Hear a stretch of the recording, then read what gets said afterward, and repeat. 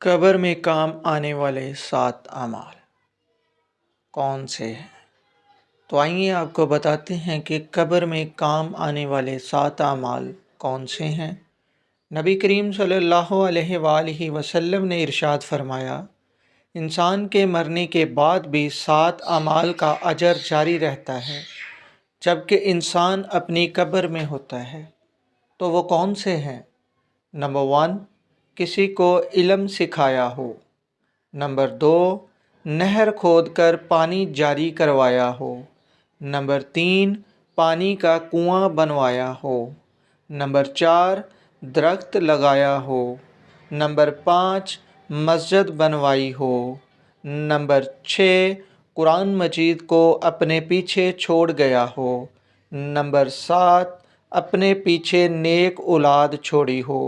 Video اچھی لگی ہو، video کو لائک کریں، شیئر کریں، کامنٹس کریں۔ شکریہ۔